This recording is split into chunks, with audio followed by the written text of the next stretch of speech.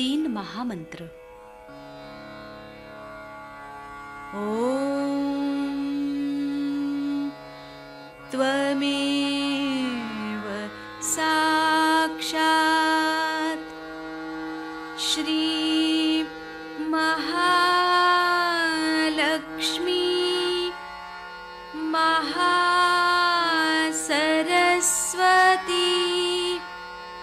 महाकाली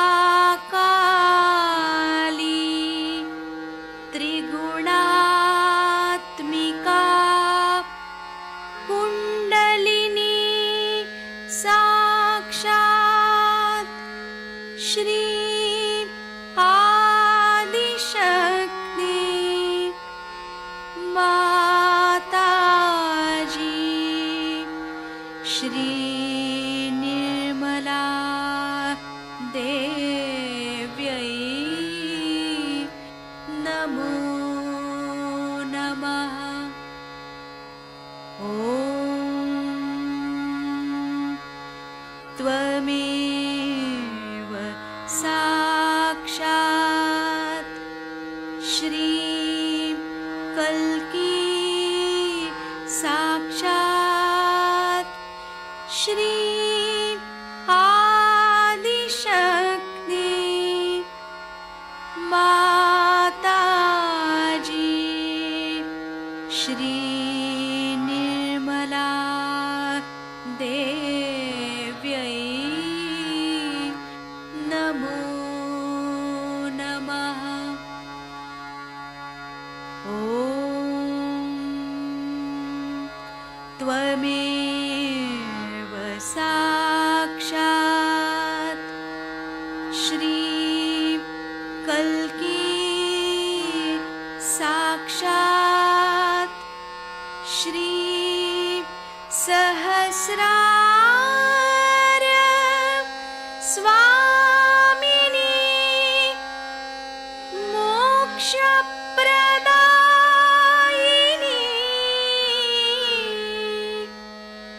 माताजी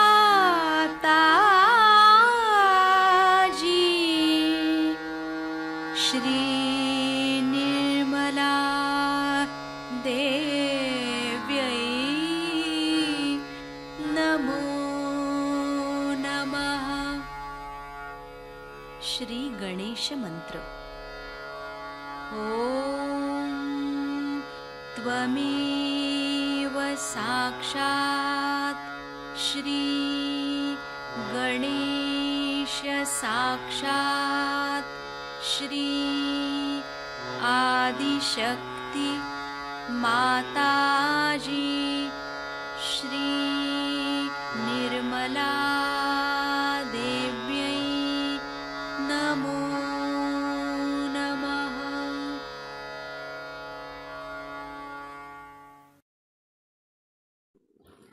जय श्री माता जी।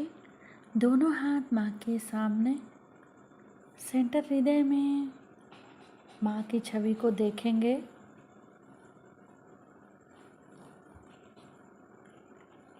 बीचों बीच हृदय में माँ को, श्री माता जी को बुलाएंगे।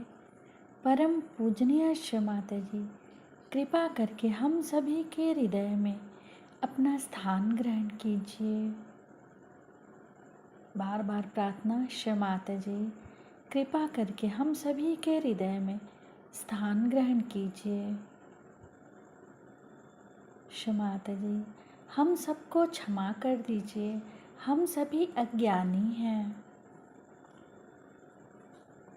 सेंटर हृदय में श्री माता जी के प्रेम को अनुभव करेंगे।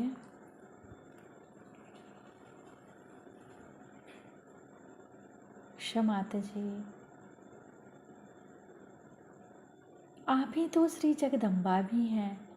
कृपा करके हम सभी के हृदय में श्री जगदम्बा स्वरूप में संपूर्ण शक्तियों के साथ अपने श्री चरण कमल लेकर आइए। माँ के श्री चरण कमलों को देखेंगे सेंटर हृदय पे।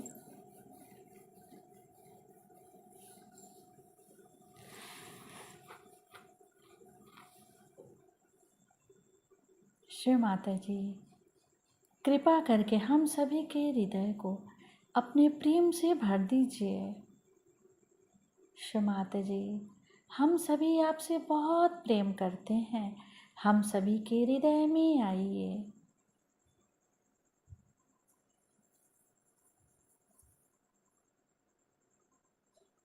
दोनों हाथों पे, एक एक अंगुलियों पे माँ के प्रेम को अनुभव करेंगे।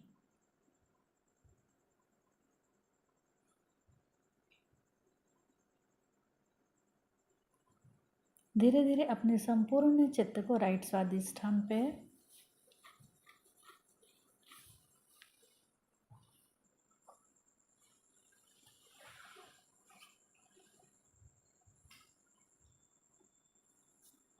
संपूर्ण चित्त राइट स्वादिष्ठान पे। श्री माता जी, आप ही करता हैं, आप ही करविता हैं, हम सभी के अंदर से समस्त कर्ता भाव समाप्त कीजिए।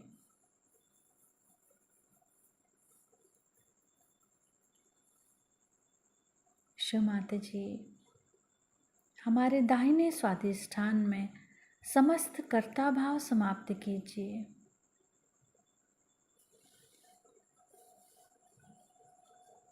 चित शक्ति मंत्र ओम त्वमेव साक्षात् श्री चित शक्ति साक्षात् श्री आदि शक्ति माता जी श्री निर्मला देव्यै नमो नमः।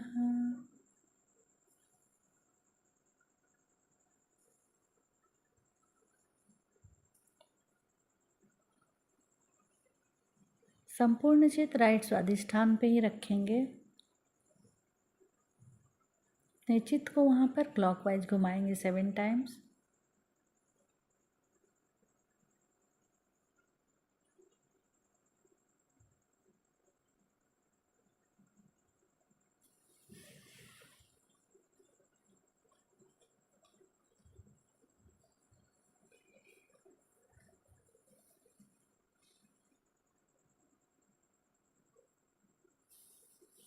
धीरे धीरे अपने संपूर्ण चित्त को राइट नाभि पे माँ के श्री चरण कमलों को देखेंगे। शिव माता जी, कृपा करके अपने श्री चरणों की शीतलता हमारे लीवर पे प्रदान कीजिए।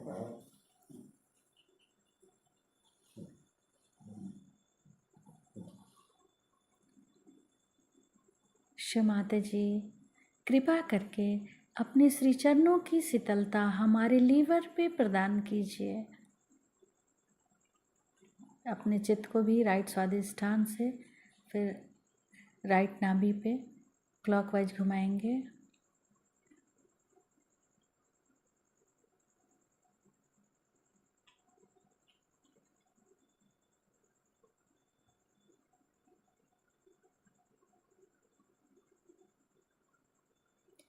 धीरे धीरे अपने संपूर्ण चित्त को सुषुम्ना नाड़ी से उठाते हुए सेंटर नाभि, सेंटर हृदय, सेंटर विशुद्धि, फ्रंट आज्ञा, सहस्त्रार। माता जी, हम आपको सुन सके ऐसी कृपा कीजिए। वेणुगोपालन साहब ने आपसे बहुत सुंदरता से समझाया है कि हमारे अंदर जो कुंडलिनी शक्ति है उसको जागरूक किए बगैर कुछ भी हासिल नहीं हो सकता, कुछ भी मिल नहीं सकता, और कोई तरीका नहीं। क्योंकि परमात्मा को पाने के लिए, परमात्मा को जानने के लिए आत्मा को जानना जरूरी है। जब तक आत्मा को नहीं जाना जाता है तब तक परमात्मा को कोई नहीं पहचानता, क्योंकि आत्मा ही परमात्मा को जानने की शक्ति है। जैसे हमारी आंखें खुले बगैर हम संसार को नहीं देख सकते हैं, उसी प्रकार जब तक हमारी आत्मा जागरूक नहीं होगी सब बेकार की बातों से परमात्मा को नहीं जाना जाए। ये सत्य है, इसमें कोई शक नहीं। इसलिए लोग नाराज भी हो जाए, बुरा भी मान जाए, तो भी जो बात सही है वही बात हमें कहने की है, और इसमें बुरा मानने की कोई बात नहीं। क्योंकि अगर आप परमात्मा के खोज में निकले हैं, अगर आप उसको ही खोज रहे हैं, आप वाकई में खोजने वाले हैं, इसको कहते हैं कि आप ट्रू सीकर हैं, हृदय में आपको सिर्फ परमात्मा को ही मिलने का विचार है, तब तो आपसे हम बात कर सकते हैं और बाकी फिर बात नहीं हो सकती। कारण यह है कि मनुष्य ये नहीं जानता है कि वो अपनी आत्मा से अभी तक संबंधित ही नहीं। आत्मा आपको जानता है, आप आत्मा को जानते नहीं है, वो आपसे संबंधित नहीं। आपकी चेतना में आत्मा का कोई प्रकाश नहीं है, जरा सा भी नहीं। जब ये प्रकाश हमारे अंदर आता है तब अपने अंदर से ही शक्ति बहना शुरू हो जाती है। ये वास्तविकता है और ये एक जीवंत प्रक्रिया है, लिविंग प्रोसेस है। आप जिस तरह से अमीबा से इंसान बने हैं, उसी तरह से इंसान से भी आप ऊंचे बन सकते हैं, लेकिन उसी प्रकार बनेंगे। मनुष्य एक एक नई नई तरीके निकालता है कोई भी चीज के। परमात्मा का अपना तरीका बना हुआ है, उसने अपने आप के अंदर सारी चीज बना के रखी है, सिर्फ आपका कनेक्शन लगाने की बात है। जब तक परमात्मा से कनेक्शन नहीं हुआ, आत्मा से कनेक्शन नहीं हुआ, तो फिर बाकी की सब चीजें करने से फायदा क्या है? समझ लीजिए इसका कनेक्शन अगर मेन से नहीं हुआ तो इस पर मैं बात करने से फायदा क्या? अभी वो आए थे, पैसा आप कह ठहर जाइए, अभी कनेक्शन लगा देता। एक बहुत ही प्रैक्टिकल लॉजिकल जिसको बात कहना चाहिए ये है कि अभी आत्मा से आपका किसी का संबंध है नहीं, आपके अंदर आत्मा का प्रकाश नहीं। अब बहुत से लोग कहेंगे कि माता जी पहले कंदील साफ करना चाहिए। अरे भाई, कंदील भी साफ करके रखो, चाहे उसको रगड़ के रखो, मांझ के रखो, लेकिन उसके अंदर कुछ ज्योति नहीं है तो उस कंदील का भी क्या अर्थ होने वाला? काहे के लिए मेहनत कर रहे हैं? लेकिन ये बात रुचिकर नहीं लगती अगर कहा जाए कि किसी मेहनत से नहीं होगा, क्योंकि हम जिसे हम समझते हैं, जिससे हम कहते हैं हमें ये पसंद है, आई लाइक इट, मराठी में कहते हैं मला फार आवडतं, मला, ये कौन है? ये कौन कहता है कि मुझे पसंद है? ये आपका अहंकार है, ईगो है। वो कहता है ये मुझे अच्छा लगता है, इससे मुझे ये लाभ हो गया, उससे मुझे वो लाभ हो गया। क्या लाभ हुआ आपको? सिर्फ आपका जो ईगो है, अहंकार है, वो खुश है। जब अहंकार प्लावित होता है, जब अहंकार को हम कुछ खाना देते हैं तो वो खुश होता है। और जो प्रति अहंकार है, जो सुपर ईगो है, उससे आप दुख पाते हैं, कंडीशनिंग से आप दुख पाते हैं। और डी कंडीशनिंग जब करते हैं तब आप अपना ईगो बढ़ाते हैं। इनसे परे परमात्मा है, इनसे परे आत्मा है। उसकी व्यवस्था परमेश्वर ने, जो कि सारे सृष्टि का नियंता है, आपके अंदर कर रखी। इसको आप माने चाहे नहीं माने, लेकिन वो है। आप क्यों नहीं मानते? क्योंकि आपने इसे देखा नहीं, आपने इसे जाना नहीं, आपने इसे पहचाना नहीं।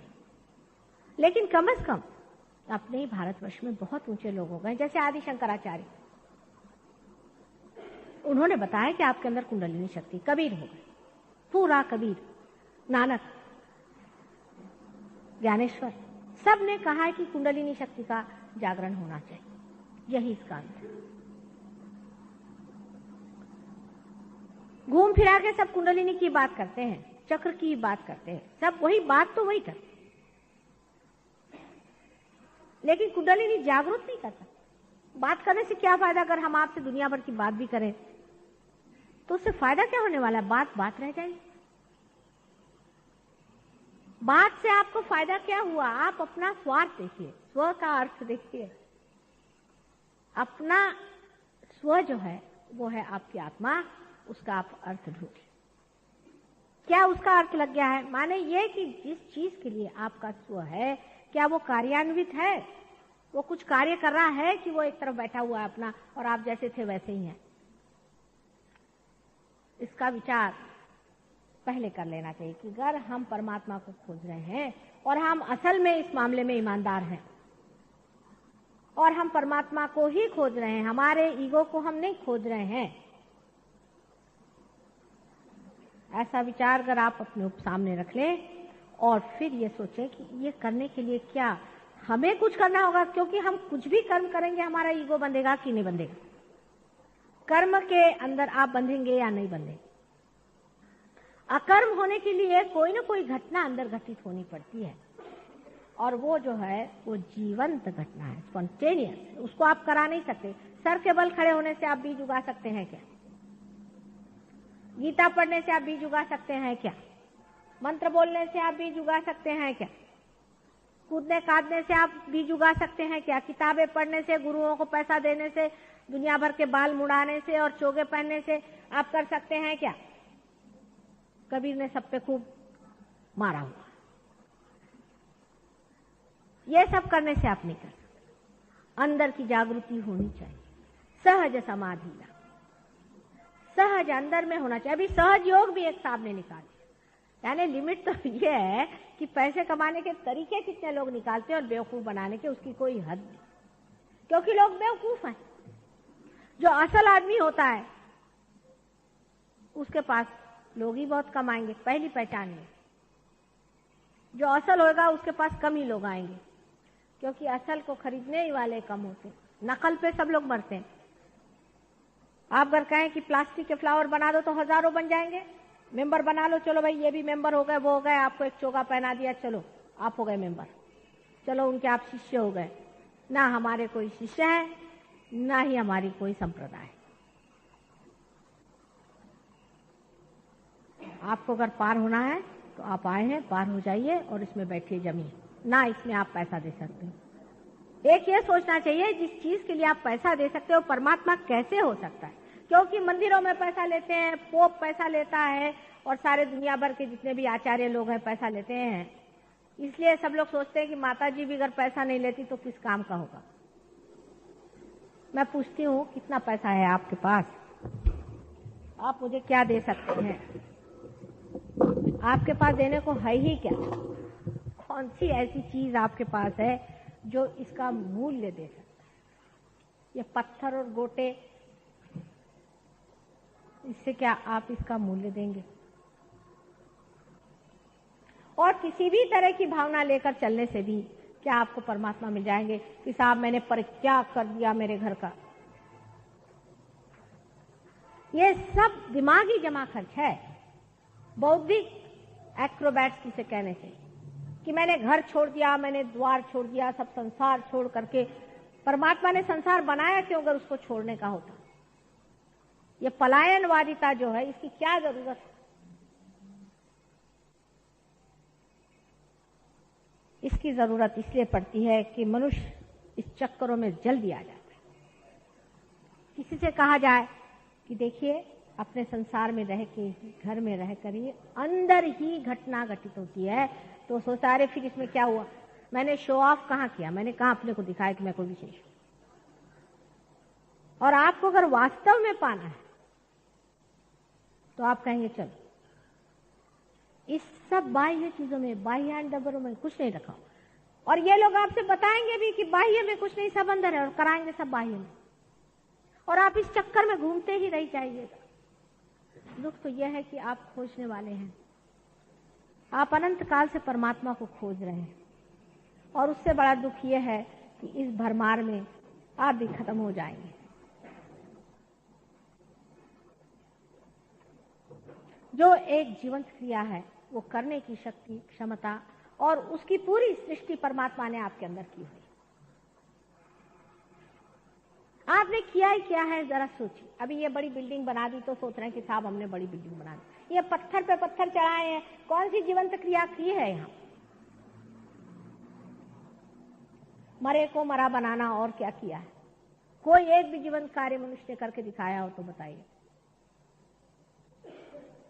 जीवंत कार्य सिर्फ जो आदमी आत्मा को पाता है वही कर पाता है। ये पहचान है आत्मा को पाने की कि आपके हाथ से जीवंत कार्य होंगे।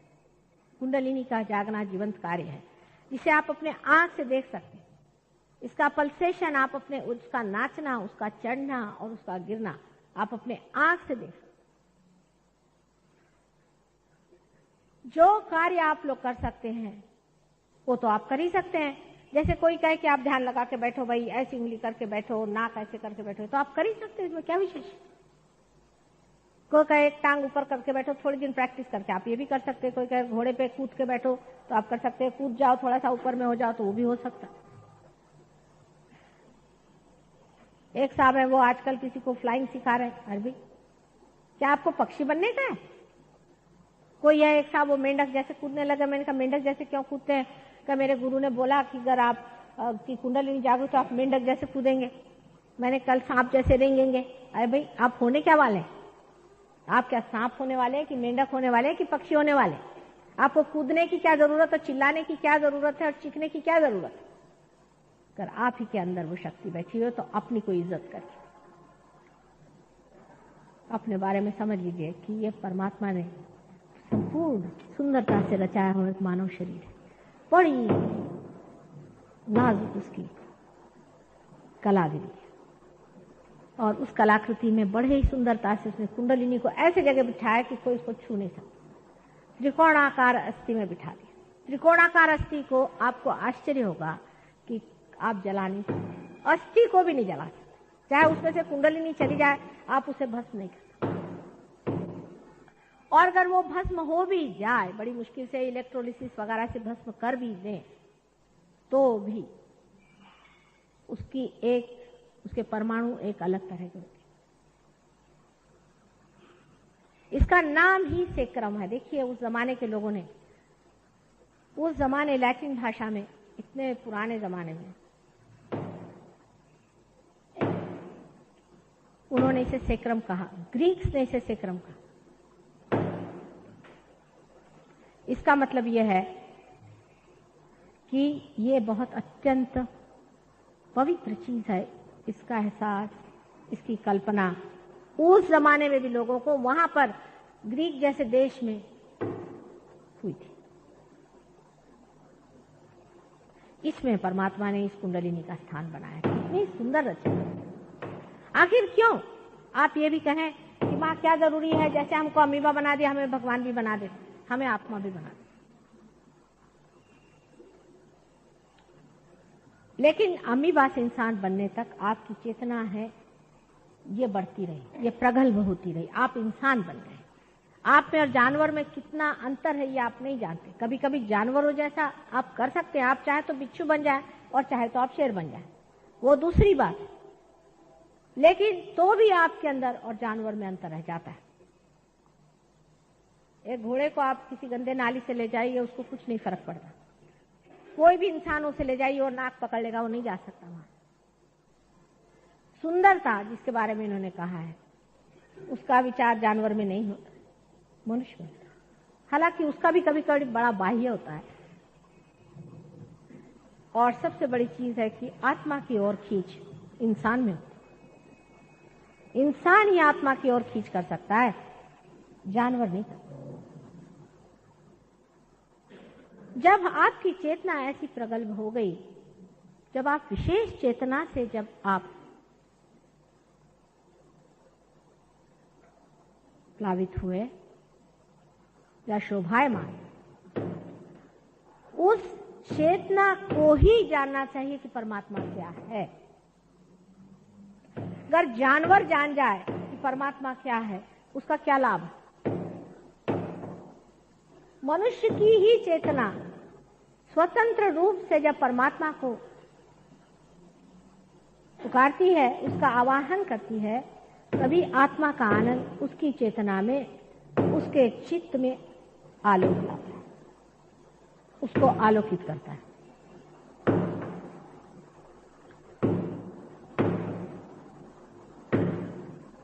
ध्यान करता है मानो, क्या करता तुम? हाँ? उस आलोक को समझने के लिए मनुष्य की चेतना एक तरफ से बढ़ाई गई। अब ये है, इसमें से हम बोल रहे हैं, ये कनेक्टेड है, सब चीज ठीक ही है। लेकिन क्या ये चीज जानती है कि हम क्या हैं या हम क्या बोल रहे हैं? समझ लीजिए इसी चीज को बढ़ाते बढ़ाते इंसान बना दिया, और फिर वो चीज जो कि इंसान है परमात्मा से संबंधित हो जाए, तो वो जान जाएगा कि परमात्मा क्या चीज है। इसीलिए आपके अंदर, मानव के अंदर, उनकी स्वतंत्रता में, पूर्णतः आपकी स्वतंत्रता में ही यह घटना घटित होती है। आपको मेस्मराइज करके या बेकार की बकवास करके नहीं होती। समझ लीजिए मैंने कितने भी भाषण दिए, क्या फर्क? आपको किताब पढ़ने के लिए क्या था? जब तक आप पार नहीं हुए आप कभी मुझे मानना नहीं चाहिए। हमारे सहयोग में जब तक आप पार नहीं होते तब तक मेरे पैर पे आने की आज्ञा नहीं। क्यों मेरे सामने आप सब झुका है? जब तक आप पार नहीं हुए हैं पार होने के बाद ठीक है, फिर आप में अंदर श्रद्धा नहीं रह गई। अंदर श्रद्धा से मेरे आगे आने से कोई फायदा नहीं होने वाला है। जिस श्रद्धा में पूर्णतया प्रकाश है वही असली श्रद्धा होती है। इसीलिए दो शब्द होते हैं, श्रद्धा और अंधश्रद्धा। नहीं तो चले भेड़ बकरी के तरह, हजारों आदमी जा रहे हैं तो हम भी चले जा रहे हैं। एक बार एक पिता ने अपने बच्चों से बताया कि जहां सब लोग जाते हैं वहीं जाना ठीक होता है। तो लड़के जब बड़े हुए, अकल के कम थे, तो उन्होंने देखा बहुत से लोग एक तरफ जा रहे हैं तो चलो उसके साथ निकल पड़े। वो लोग जा रहे थे स्मशान। इसी प्रकार मनुष्य को यह समझना चाहिए कि हमारे अंदर कोई सारासार बुद्धि होनी चाहिए, डिस्क्रिशन होना चाहिए। जिस मनुष्य के अंदर डिस्क्रिशन नहीं है उसके लिए सहयोग क्या करेगा बताइए? ये उसको समझना चाहिए कि असल क्या है और नकल क्या है। आपको नकल चाहिए कि असल चाहिए? पहली बात, क्योंकि नकल का तो कोई अर्थ निकलने नहीं वाला, थोड़े दिन में आप फेंक ही दीजिएगा उसका। जितने भी नकल होते हैं आप देखिए उनका सबका बंठाढार हो ही रहा है। एक के बाद एक का पता हो रहा है कि उन्होंने उसका खून कर दिया, वहां उनको मारा गया, वो वहां से भागे गए, 10 फैमिली रुइन हो गई, ये खराबी हो गई, वो खराबी हो गई। क्योंकि जो कुछ भी नकल चीज बनेगी परमात्मा के नाम पर वो विध्वंसक होगी, वो खत्म कर देगी आप। और जो परमात्मा के नाम पे असल होगा वो कंस्ट्रक्टिव होगा, वो आपको बनाएगा, पनपाएगा, बढ़ाएगा। इसलिए मनुष्य को पहले यह तय कर लेना चाहिए कि आपको असल चाहिए कि नकल चाहिए। सोना तो हमको असली चाहिए। तो कलकत्ते में आप जाइए तो वहां असली सोना चांदी का दुकान मिलता है। सोने के मामले में बहुत हम लोग पर्टिकुलर है कि असली 24 इसका असलं पाहिजे, मराठीत अगदी पाटल्या। और परमात्मा के बारे में चालेल।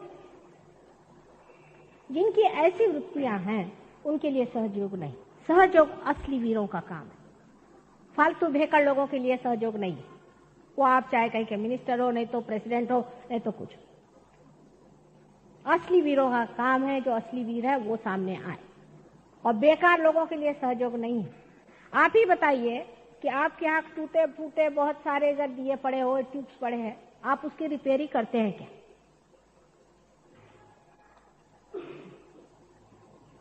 उसी दीपक की रिपेयरिंग होती है और उसी दीपक को अच्छा बनाया जाता है जिसके अंदर दीप ठहर जाए। क्योंकि यहाँ पैसा चलता नहीं और कोई चीज चलती नहीं। चलता क्या है? ठहरना, ठहरावा, जिसे मराठी में कहते हैं बैठक। बहुत से लोग सहयोग में पार हो जाते हैं। यहाँ मुंबई में कम से कम 15,000 आदमी पार हैं, 15,000।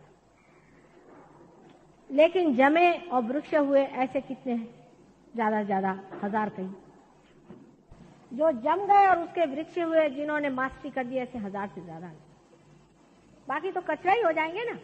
उनका क्या होने वाला? आज ही एक देवी जी आई थी, माता जी मेरे को तो आपने पार करा दिया, अब मेरे यहाँ दर्द हो रहा है और मेरे फलाना हो रहा है, ढिकाना हो रहा है। 11 साल पहले पार किया था, तो अब क्या? अब ऐसी हालत हो रही है, मेरे वाइब्रेशन छूट गए, अब मेरा कुछ होता ही नहीं। पार होने के बाद किया क्या? अंकुर जब आपका जीवंत हो जाता है तब उसको कितना पनपाना पड़ता है आप जानते हैं। कितना संजो के रखना पड़ता है, कितना संभाल के रखना पड़ता है, उसको किस तरह से जतन से बढ़ाना पड़ता है।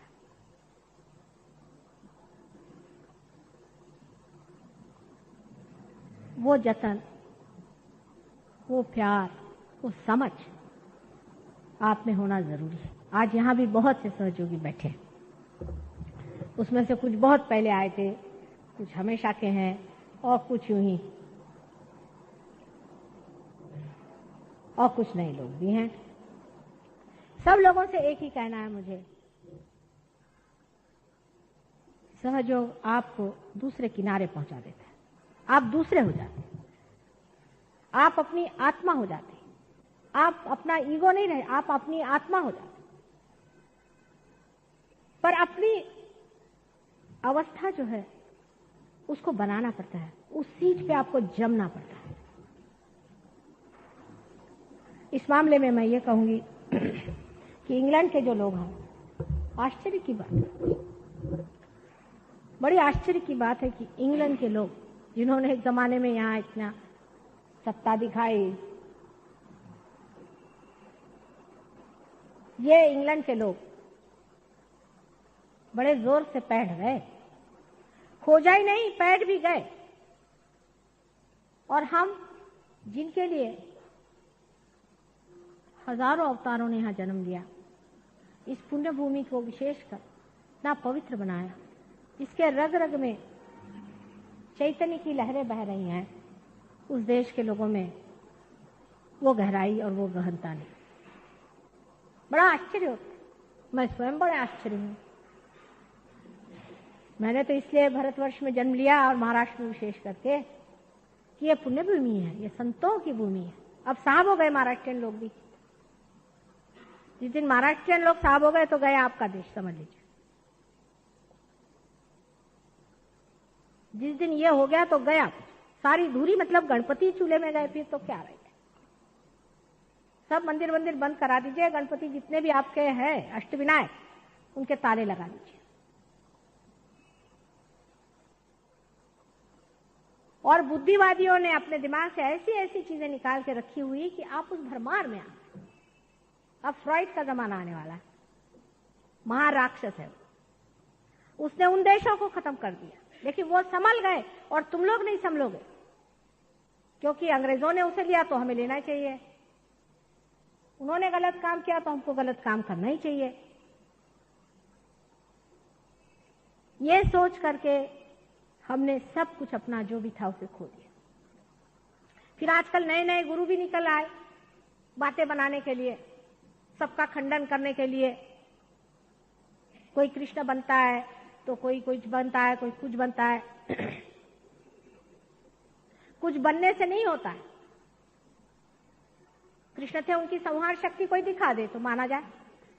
एक वहां एक है, मैं ख्रिस्त हूं, मैंने कहा अच्छा जरा पानी पे चल के दिखाओ। ख्रिस्त जो साक्षात ब्रह्म स्वरूप थे वो बन के वो वहां पहुंचे मेरे सामने, मैं ख्रिस्त हूं, और थर थर थर थर मेरे आगे ऐसा ऐसा उनका बदन हो रहा, सारा बदन लट लट लट लट कपड़ा, बड़े ख्रिस्त बन के आए और उनके बहुत फॉलोइंग है। वो बोलते हैं ना, बड़ी सी उन्होंने ख्रिस्त जैसी दाढ़ी रख ली और अपने को अस्थि पंजर बना के घूमते हैं। मैंने कहा पहले ख्रिस्त तो अस्थि पंजर थे ही नहीं, बेवकूफ कहीं के। ख्रिस्त अगर अस्थि पंजर होते तो इतना बड़ा क्या क्रॉस उठा के ले जाते क्या? उसको अस्थि पंजर तुमने इसलिए बनाया क्योंकि तुमसे देखा नहीं गया उसकी तंदुरुस्ती को, और तुम चाहते कि ऐसा दिखाए कि जो बिल्कुल मरगिल्ला ख्रिस्त था, और सब दुनिया ये कहे कि काहे को ख्रिस्त होने का, हम भी मरगिल्ले हो जाएंगे। आज ही इन्होंने कह दिया, लेकिन ख्रिस्त का भी सौंदर्य क्या था, जिसको कहते हैं राजबिंडा में। क्या उनकी तंदुरुस्ती थी, तबीयत थी, शक्ल थी, और एक तेजस्विता मुंह पे हमेशा झलकती रहती थी। क्या आप ही सोचिए, जिस आदमी ने सारे संसार का आधार स्वरूप अपने को बनाया, वो इस तरह का होगा, इस तरह का उसका चित्रण बना के रख दिया।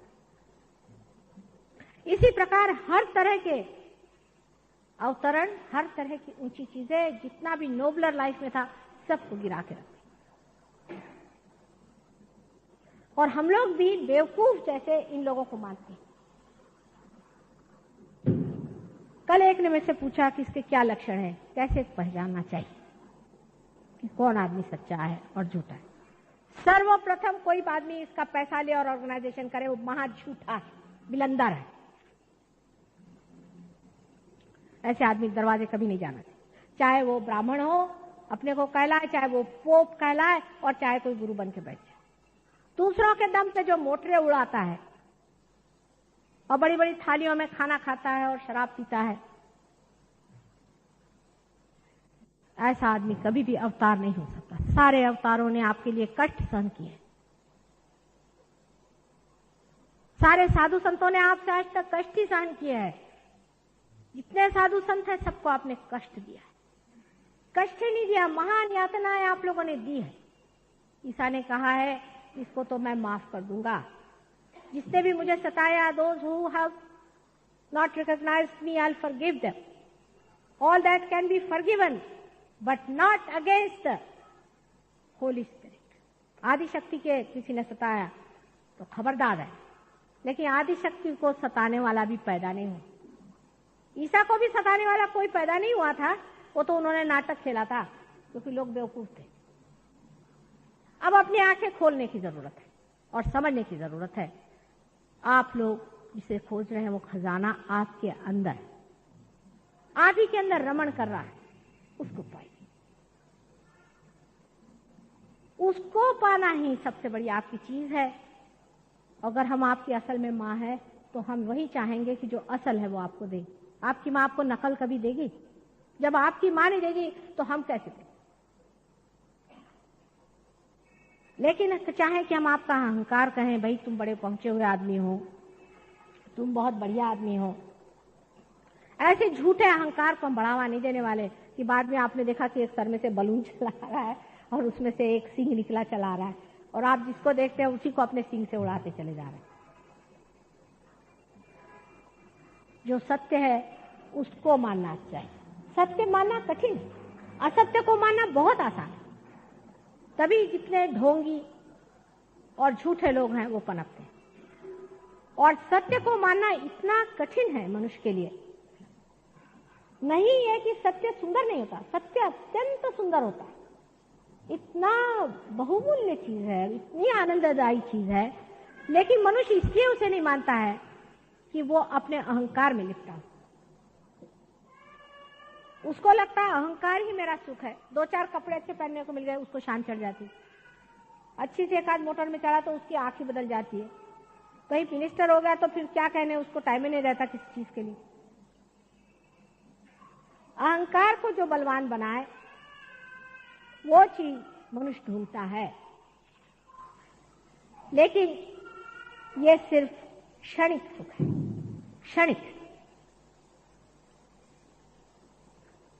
असली आनंद जिसे कहते हैं, जिसमें दुख और सुख नहीं होता, सिर्फ आनंद ही आनंद मात्र होता है। जैसे वेणुगोपालन ने अभी बताया आपको कि सिर्फ जिसे ब्लिस कहते हैं वो आत्मा का सुख है। आत्मा को पाइए, अपने अहंकार को मत पाइए। अहंकार आपका चित्त जो है विचलित रखेगा, आपको कंफ्यूजन में डालेगा। अहंकार से तो सबसे बड़ी चीज जो होती है गधापंती बना, स्टूपिडिटी जिसे कहते हैं। एक से अहंकारी मैंने देखे हैं, उनको देखते साथ समझ नहीं आता हंसे कि क्या, ऐसी बेवकूफी की बात करते हैं और अहंकार में वो ये नहीं जानते कि हम बेवकूफ हैं। कबीर कहते थे पढ़ी पढ़ी पंडित मूर्ख भय। जितने भी राक्षस हैं महाअहंकारी थे, अब कलयुग में उन्होंने चोगे पहन लिए हैं और अहंकार ऊपर से नहीं दिखाते हैं लेकिन अंदर से महाअहंकारी हैं और आप सबको खा जाए। आप जैसे कोई नया पनपा हुआ पौधा होता है, उसी प्रकार अत्यंत नाजुक प्रकृति के हैं। कोई हवा आ जाए उसमें आप बहक जाते हैं, इसमें आपका भी दोष नहीं, लेकिन समझ रखना चाहिए। परमात्मा ने आपको बुद्धि दी है, उसको इस्तेमाल करना चाहिए और पहचानना चाहिए कि असल क्या है और नकल क्या है। आप कुंडलिनी हमारे अंदर है, वो जागती है, वही आपको अपना आत्म साक्षात्कार देती है, जिससे आपका पुनर्जन्म होता है, जिसके बारे में अनेकों ने सारी किताबों में यही लिखा हुआ है कि अपने अंदर खोजो, अपने अंदर पाओ, अपने ही अंदर है। लेकिन कैसे? ये जीवंत क्रिया है। माने एक फूल फल होता है, कैसे?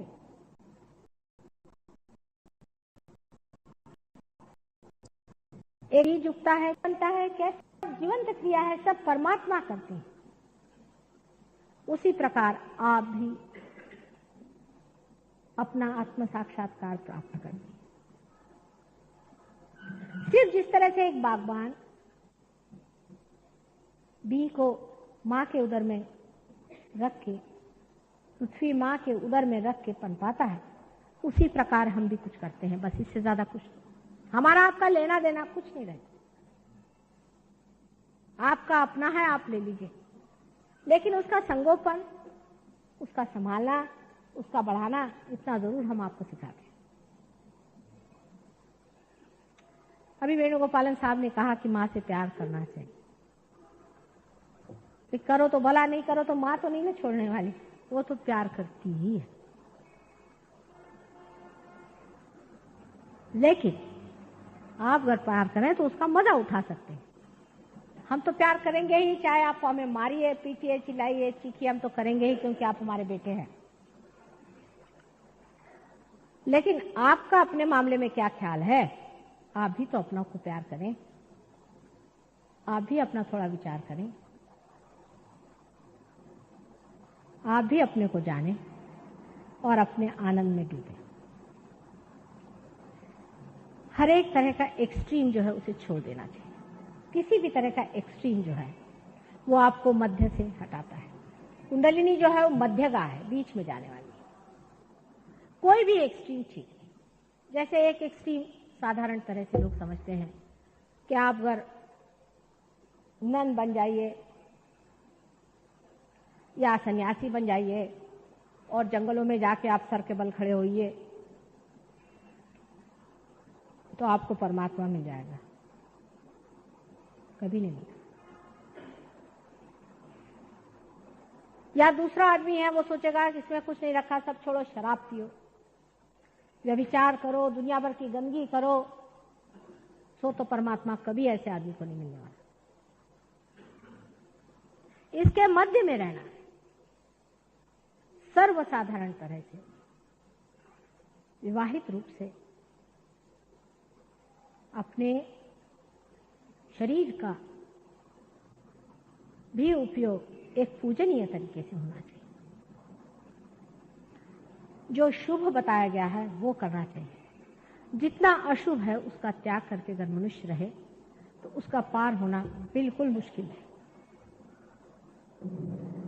एक तो उसके अंदर आंतरिक इच्छा होनी चाहिए और दूसरे किसी भी एक्सट्रीम्स पे उसे नहीं जाना चाहिए। किसी भी एक्सट्रीम्स पे आदमी चला गया तो मालूम है आपको शारीरिक तरह से क्या हो सकता है। अब तो डॉक्टरों ने भी कह दिया है कि कैंसर की बीमारी जो है वो इस कारण होती है कि हमारे शरीर में ऐसी कुछ एरियाज हैं, कुछ ऐसे प्रांत हैं कि जिनमें कुछ प्रोटीन्स, इनका उन्होंने नाम प्रोटीन 58 और इस तरह से नाम दिया हुआ है। जब से सृष्टि बनी है, क्रिएशन के समय से अभी तक उस प्रांत में ऐसे प्रोटीन्स अब भी जीवंत हैं। जब ये प्रोटीन्स हमारे अंदर अटैक करते हैं तभी कैंसर जो है वो शुरू हो जाता है, ट्रिगर होता है। अब तो निर्विवाद डॉक्टरों ने बात कह दी और ये हम 10 साल से कह रहे हैं कि आपने एक्सट्रीम्स पे कोई भी कोशिश की, मेस्मरिज्म ही चीज ले लीजिए या किसी गुरु के चक्कर ही ले लीजिए, या आप एक्सट्रीम्स पे चले गए और आप पे अटैक आएगा, ल्यूकेमिया और कैंसर और दुनिया भर की बीमारियां भी एक्सट्रीम से होती हैं अधिक। एक छोटी सी बात है, मनुष्य बहुत सेंसिटिव है भाई, लोग उसे दुख देते हैं किसी न किसी वजह से। कोई बहुत शरीफ आदमी होता है उसे लोग दुख देते हैं और वो उस दुख को सहते रहता है उससे भी उसको बीमारी हो सकती है। सहने की कौन सी बात है? किसी ने कुछ कह दिया, उसे कहना चाहिए कि आप चुप रहिए, उससे बात कहने की जरूरत नहीं, क्योंकि आप स्वयं साक्षात आत्मा है। किसी से अपमान सहन करने की भी जरूरत नहीं और किसी का अपमान करने की भी जरूरत नहीं, किसी से लड़ने की भी जरूरत नहीं और किसी के अपने ऊपर आक्रमण करवा लेने की भी जरूरत नहीं। दोनों ही चीज एक होती है। आप बीच में खड़े हुए, सीना तान के आप खड़े हो जाइए, ना किसी पे आप आक्रामक होइए और न ही किसी से अपने ऊपर आक्रमण होने दीजिए। लेकिन कुंडलिनी योग जब घटित होता है तब यह स्वयं ही हो जाता है, कुछ कहना नहीं पड़ता मुझे। जैसे मैं किसी से ये नहीं कहती हूँ कि तुम शराब मत पियो या कुछ नहीं करो, क्योंकि आज का कुंडलिनी योग एक महायोग स्वरूप हो गया, ना महान प्रेम और करुणा है कि किसी भी तरह का आदमी आ जाए पार हो जाता है। मैं स्वयं आश्चर्य में पड़ जाती। लोग हैं लंदन में, आप देखिए कि शराब पीते हैं, उनके गणपति खराब हैं, उनको सेक्स की आइडिया नहीं, कुछ नहीं, आए पार हो गए। शराब छूट गई, उनके ड्रग्स छूट गए, एकदम सुंदर हो गए। शक्ल देखिए कि एकदम खी गई, जो कि एकदम लगते थे कि कहाँ से ये आए हैं, क्या इनकी दशा है, जो मुझे देख भी नहीं सकते थे आंख खोलकर। कोमा कंडीशंस में आए पार, सिरोसिस लिवर ठीक, ल्यूकेमिया ठीक, इतना डायनामिक इसको कहते, प्रचंड प्रेम, प्रचंड प्रेम। लेकिन शंका कुशंका करना और अपने को बड़े महान समझ करके आना, सहयोग आपको उठा फेंक देगा। ऐसा समुंदर एक उठा के वहां फेंक देगा, फिर आप आएंगे नहीं वहीं। ये भी दूसरी बात। आप अपने को बहुत समझते हैं तो जाइए, आपको उछाल के ऐसा फेंक देगा, मैं तो आश्चर्य करती हूँ, मैं कोशिश भी करूं तो भी नहीं आएगा, आदमी के पास भाग जाएगा, कुछ ऐसे चक्कर में आ जाएगा कि चला जाएगा। अहंकार का कोई स्थान सहयोग में नहीं। आप अगर बहुत विद्वान है तो अपने घर में बैठिए, आपने जाना है तो आप घर में बैठिए, अगर जानना है तो पहले आत्मा को पाए। रही हमारी बात, हम तो माँ हैं आपकी, अब हमेशा सेवा में लगे रहेंगे और कोशिश करेंगे कि आपके अंदर सुबुद्धि आए, आप अपने से प्रेम करें और समझें आप क्या है, कि आप अनंत काल के एक खोजने वाले हैं। आपकी श्रेणियों में उस श्रेणी को आप पहचाने कि हम एक विशेष रूप के आते। अभी अभी मुझे एक किताब किसी ने पढ़ने को दी जो विलियम ब्लेक ने लिखी, जिसका नाम शीर्षक मिल्टन है। इसमें विलियम ब्लेक ने मिल्टन कवि को एक खोजी सी करके सिंबल में दिया हुआ है और पूरा की पूरा सहयोग उसमें वर्णित किया और कहा है कि इंग्लैंड जो है वो जेरूसलेम होने वाला है, यही तीर्थ स्थान। हमारे एक मुसलमान शिष्य अल्जीरिया में रहते, उनकी माँ ने कहा कि हमें मक्का जाने का है हज के लिए पैसे दो। कल आज का मक्का जो है लंदन है, लंदन जा 250 मुसलमान वहां पार करा दे। ये जितनी भी धार्मिक घुटन है, ये धर्म नहीं है, ये धर्म के विरोध, प्रेम के विरोध में खड़े हुए राक्षस है, जिसको हम फेनेटिसिज्म कहते हैं। मेरा धर्म कहने वालों से पूछे कि धर्म क्या चीज है, किसी को कुछ मालूम नहीं, उनकी सारी दीवारें धड़ धड़ गिर जाएंगी। अल्जीरिया में इन्होंने हमसे बताया कि रोजे के दिन सब लोग वहां भूखे रहते हैं और सब तरह के धंधे करेंगे। रोजे के दिन भूखे रहने से क्या मिलने वाला है? सब तरह के धंधे करते हैं, शराब पीना, दुनिया भर की औरतों के झंझट, सब वहां शुरू हो गया। सिर्फ रोजा जरूर रखे, रोजे के पहले दिन हंसे कि रोए पता नहीं चलता है। ये पहुंचे जब, तो जिस मस्जिद में जाने वाले थे, सारी मस्जिद की मस्जिद ही धड़ से अंदर चली गई जमीन के अंदर। देखते थे कि ये मस्जिद कैसे अंदर चली गई। अरे मस्जिद भी क्या है और मंदिर भी क्या है, सिर्फ पत्थर तो है ना जिसके अंदर भगवान है। वो मस्जिद और मंदिर कुछ नहीं बचने वाले, और वो मनुष्य भी नहीं बचने वाला जिसके आत्मा की जागृति नहीं हो। वो भी दिन आने वाले, इसलिए अपनी आत्मा की जागृति कर लीजिए। मैं आपकी माँ हूं, मैं आपसे विनती करती, अपने को पहचानिए, अपने को समझिए, अपने अहंकार में मत रहिए, अपने आत्मा की जागृति करके अपना परम कल्याण साधिए, अपने परम तत्व को आप साझिए। सब बेकार की बातें, हम ये हैं और हम वो हैं, हम इस जाति और पंथ और धर्म के हैं, ये सब झूठ है। आप सिर्फ परमात्मा के पंथ के हैं। और ये जिन जिन के आप नाम ले रहे हैं, बुद्ध, महावीर आदि, जिसका भी आप नाम ले, मोहम्मद साहब का, सब हमारे साथी हैं। इन पाखंडियों के नहीं, इन चोरों के नहीं, जो उनके नाम पर बड़े बड़े ऑर्गेनाइजेशन निकाल करके और पैसा बना रहे। वो हमारे साथी, वो हमारे रिश्तेदार हैं। इसलिए आप उस रास्ते पर आइए जहां पर ये असली लोग खड़े हुए हैं। इनके फूल तोड़ तोड़ करके अपने को लगा लिए हैं और कहते हैं कि हम इस धर्म के हैं, हम उस धर्म के हैं। और धार्मिकता उनसे इतनी ही दूर है जितनी कि गंदगी से सुगंध। अपने अपने सुगंध को पाएं, अपने अपने आनंद को लूटें, अपने अपने सौंदर्य में जागें और उसकी सारी व्यवस्था आपके अंदर बनी। सिर्फ अपने अहंकार को जरा सा नीचे कर लें, थोड़ा सा, उसको भी लड़ने की जरूरत नहीं, कुंडलिनी स्वयं साक्षात उसे कर लेती, लेकिन थोड़ी तैयारी चाहिए। अब आप में कोई कोई विद्वान बड़े मुझे नजर आ रहे हैं, बहुत पढ़े लिखे विद्वान, किताबें जरा समुद्र में फेंक आई, बिल्कुल व्यर्थ। किताब के पढ़ने से कुछ नहीं होने वाला। सर्वसाधारण लोग जो कि देहातों में रहते हैं, वहां हमारा असली काम होता है। बंबई में तो यही हाल है, असली काम हमारा देहातों में होता है।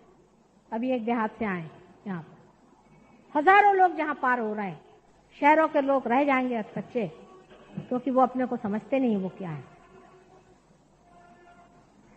क्योंकि शहरों के लिए तो गुरु लोग तैयार है आपकी जेबें खाली करने के लिए। हमारे लिए तो गांव में ही परमात्मा रम रहा है। आप लोग भी अपना थोड़ा अहंकार कम करें और ये समझ लें कि जब तक परमात्मा को पाया नहीं तो हम किस काम के, हमारा क्या अर्थ है। हम बेकारी में अपने को क्यों समझे बैठे भाई। हालांकि एक बात जरूर है जिससे अहंकार ना बलवत्ता हो, कि आप लोग बहुत बड़े परमात्मा को खोजने वाले साधु संत, और इसके बारे में भविष्यवाणी हुई थी कि घोर कलयुग में ही ये होगा, ये घटना घटित होगी, महायोग स्थापित होगा। और महायोग ही आपका, इसे लास्ट जजमेंट कहते हैं, वही कुंडलिनी के जागरण से ही आपका जजमेंट होता है और कोई तरीका इसका नहीं। आज का प्रोग्राम हालांकि अभी आखिरी है, फिर से मैं आने वाली हूँ। सहयोग में लग के रहना चाहिए, तब उसका पूर्ण आशीर्वाद आपको मिलता है। कृष्ण ने भी कहा योगक्षेम वहाम्यम, पहले योग फिर क्षेम होगा। योग के बगैर क्षेम नहीं होने वाला। योग होते ही साथ क्षेम की कल्पना भी बदल जाती है और क्षेम घटित भी। पहले आप योग को अपना पाएं, अपने आप क्षेम घटित होगा। यहाँ से बहुत से लोग हैं जो बताएंगे कि सहयोग से कैसे कैसे क्षेम प्राप्त हुए। सभी को लाभ हुआ है और आपको भी लाभ होगा।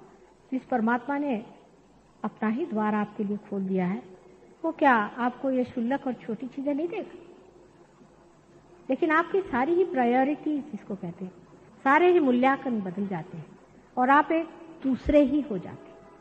वही आप हो जाएं, उसमें जमे और रमे और इस बंबई में कोई तो भी विशेष कार्य करें, ऐसा मैं चाहती हूँ। हर जगह बंबई में सेंटर्स हैं और भारतीय विद्या भवन में भी एक सेंटर ये लोग चलाते हैं। जिन लोगों को सुविधा यहाँ नहीं होती है वो यहाँ आए, लेकिन आना पड़ेगा। सामूहिकता ही इसका तत्व है। सहयोग माने सामूहिकता, सामूहिकता जागरूक करना, यही सहयोग का मुख्य लक्षण है। आपके अंदर सामूहिकता आ जाती है, आपकी उंगलियों में आप पता लगा सकते हैं कि आपके चक्र का क्या अंदाज है और दूसरे के चक्र कहाँ पकड़े। आप सामूहिक हो जाते हैं, लेक्चर से नहीं कि you are brothers and sisters, ये नहीं, यू बिकम अपने आप महसूस करने, दूसरे को आप अपने अंदर महसूस करने लग जाते हैं। ये विराट का एक अंग प्रत्यंग आप होते हुए भी जागरूक हो जाते हैं और आप उसको महसूस करने लग जाते हैं अपने अंदर। ये होना है। जब तक ये घटना घटित नहीं होगी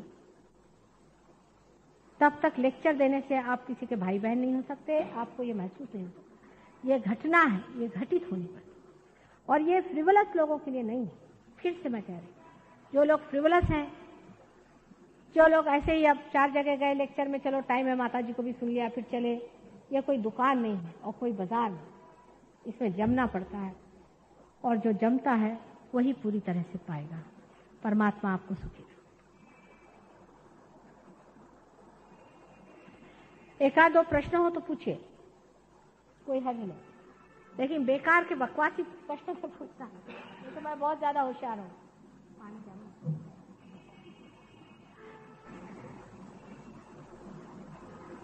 नाही नाही, त्यांना करायला पाहिजे, करेन मी पहिला, काही कठीण नाही, बाधा आहे त्यांना, बरं का?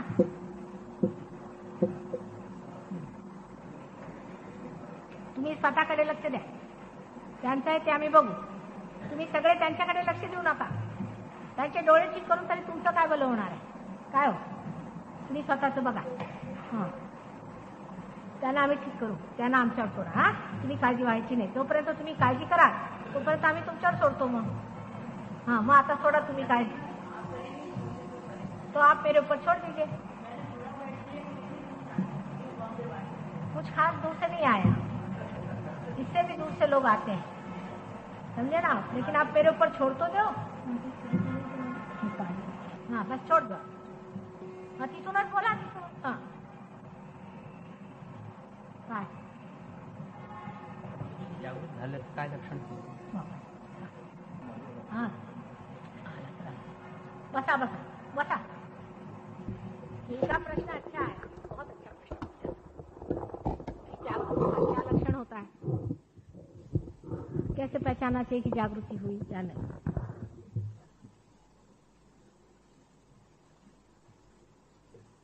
लक्षण ऐसा है कि जब जागृति होती है कुंडलिनी की, तो जिस तरह का आपका मध्य मार्ग होगा उस प्रकार उसके लक्षण शुरू में दिखाई देते। जैसे किसी की अगर नाभि चक्र पकड़ा हो, मैंने जो चीज है वास्तविक वो देखनी चाहिए ना, ये तो नहीं कि हम जो कहेंगे सो ही होगा। अगर आपके नाभि चक्र की पकड़ है, समझ लीजिए, तो आपकी कुंडलिनी तो त्रिकोणाकार अस्थि में ही स्पंदित रहेगी, बहुत बहुत देर तक उठेगी नहीं, पर स्पंदन होगा, आप आंख से देख सकते। अगर आपका नाभि चक्र आदि ठीक है, आप मध्यम मार्ग के आदमी हैं, किसी गुरु की अभी तक आपके ऊपर कृपा माने अवकृपा नहीं हुई है, तो कुंडलिनी सटाक के ऊपर चल सकते। अगर आप बहुत ज्यादा बुद्धिवादी हैं, बहुत ज्यादा विचार करते हैं, आज्ञा पे रुके, आज्ञा पे रुकने पर आपके आंखों में डायलेटेशन ऑफ द पीपल हो जाएगा, आपकी आंख डायलेट करेगी, इसलिए आंख बंद करने को कहते हैं। मेस्मरिज्म में आंख खोलने को कहते हैं लोग, आंख बंद करके बैठना। अगर आपका सहस्त्रार बहुत ठीक है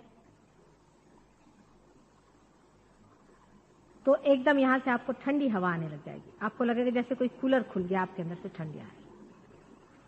अगर आपके शरीर में कोई ऐसी चीज हो जैसे कि जिगर यानी जिसको लिवर कहते हैं वो खराब हो या कुछ हो, तो आपके अंदर से गरम गरम हवा भी आ सकती है। कुछ बीमारी होगी तो पहले गरम गरम हवा आएगी आपके अंदर से, यहां आने लग जाती, फिर धीरे धीरे वो ठंडी हो जाएगी। और बहुत से लोगों के पहले ही इसमें हाथ में ठंडा आने लग जाता है, ये सबसे अच्छा लक्षण है कि हाथ में ठंडी हवा बहने शुरू हो गई। मैं जब बैठी तो मेरी तरफ से आएगी, पर नहीं तो ऐसे बहना शुरू हो जाए ठंडी हवा। यही चैतन्य की लहरियां है, जिसको cool bridge of the Holi ghost Bible में कहा स्पष्ट रूप से। होली घोस्ट माने आदिशक्ति, वो आपको महसूस होने लगता है और एकदम निर्विचारिता आ जाएगी। आज्ञा चक्र से कुंडलिनी चढ़ते साथ ही निर्विचारिता आ जाती है। और ब्रह्मरंध्र छेदने पर अगर आपका विशुद्धि चक्र ठीक हो तो आपके हाथ में खूब जोरों से बहना शुरू हो। पर विशुद्धि के दोष से कभी कभी ये होता है कि आपको इतना महसूस उंगलियों पे नहीं होता, पर यहाँ पे होने लग जाएगा। और आपको ये भी पता होगा कि कुंडली चढ़ रही है। जैसे वेणुगोपालन की विशुद्धि खराब थी, ये भी बहुत बेचारे गुरुओं के चक्कर में घूम चुके, तो इनको हाथ में इतना महसूस नहीं होता था पहले पहले, पर अंदर कुंडलिनी का चलना फिरना सब महसूस होता था। उसका प्रकाश भी दिखाई देता था इनको। करते करते अब इनके हाथ में भी महसूस होने लगा। तो इसका सबसे बड़ा लक्षण यह है कि आदमी एकदम रिलैक्स हो जाता है और साक्षी स्वरूपत्व आने लग जाता है और हाथ से ठंडी ठंडी लहरें बहने लगती हैं। यह जागृति का लक्षण है। अब जब यह स्थिति आ जाने पर इसको आपको उपयोग करना चाहिए। आप अगर राजा हो जाए और अपने राजापना का आप कोई अधिकार न जमाए तो कौन मानेगा कि आप राजा हैं। फिर आपको दूसरों को देखना चाहिए, उनकी कुंडलिनी जागृत करके देखना चाहिए, दूसरों के वाइब्रेशन देखना चाहिए। फिर आपको आश्चर्य होता है कि आपके अंदर कितनी शक्ति है। फिर आपको पूरी तरह से इसका ज्ञान दिया जाएगा और आप उसको पड़ताला कर लें, देख लें सच्ची है या नहीं। पर साशंक नहीं, नम्रता पूर्वक देखें। हाँ भाई, जैसे अब हमें लंदन में शुरू में एक महाशय थे, उनको पार किया तो उनका माँ यहां से बैठे बैठे सबका पता लग जाएगा। मैंने कहा हाँ क्यों नहीं। कल मेरे फादर का फोन नहीं आया, बहुत दिन से स्कॉटलैंड में रहते। मैं कहा अच्छा, ऐसे आप करके सोचो फादर के बारे में। फट से उनके यहाँ पकड़ आ गए, जलने लग गए। कहले ये क्या जगह? मैंने कहा ये सब फादर के हैं। और ये जो है ये विशुद्धि चक्र है। He must be down with bronchitis, ये अंग्रेजी में मैंने शब्द किया, he must be down with bronchitis. उन्होंने अपने फादर को फोन किया तो मदर फोन पे आई, का क्या हाल है फादर, कैसे? कहीं डाउन विथ ब्रोंकाइटिस, यही शब्द उन्होंने।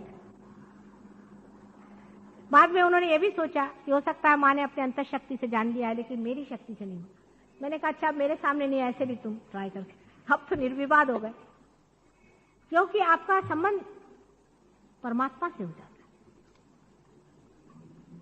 सारी चीज को आप अपने हाथ पे जान सकते हैं। अभी तक आपके पास कोई भी ऐसा एकमेव एब्सोल्यूट ज्ञान नहीं है जिससे आप जाने ये आदमी सच्चा है कि झूठा है, ये गुरु सच्चा है कि झूठा है, कैसे जानेंगे? उसके तरफ हाथ करने से ही, उसके बारे में विचार करने से ही आपको पता हो जाएगा कि आदमी कैसा है। ब्रह्म का ज्ञान हो जाता है। यही ब्रह्म है जो बह रहा है आपको। इसलिए इसको इस्तेमाल किए बगैर, इसको उपयोग किए बगैर आप नहीं समझ सकते कि आप क्या हैं, आपकी क्या अवस्था है। तो पहले तो आपको लक्षण बताए और उसके बाद में ये बताया कि इसको आप किस तरह से अपने अंदर मानते हैं। जैसे कोई दवा है, जब आप उसको लेते हैं उससे फायदा होता है तभी तो ना मानते कि ये दवा अच्छी है। किसी डॉक्टर के कहने से नहीं मानने वाले। उसी प्रकार आप खुद ही इसका सर्टिफिकेट खुद ही देने लग जाते हैं। अब ये इतने से बैठे हैं, ये सब सहयोग जानते हैं इतने से, इनसे सीखो सहयोग। इनसे भी छोटे हमारे ग्रैंड डॉटर हैं, वो 4 साल की, उनसे भी सीख सकते। आता है खड़ा आणखी विचार पडे तो बसूया ध्यानाला, तो पाणी द्या। आला का लिमका वगैरे काय? हा, विचारून घ्या. प्रश्न असला एखादा तर विचारायला हरकत नाही, काय भ्यायला नको.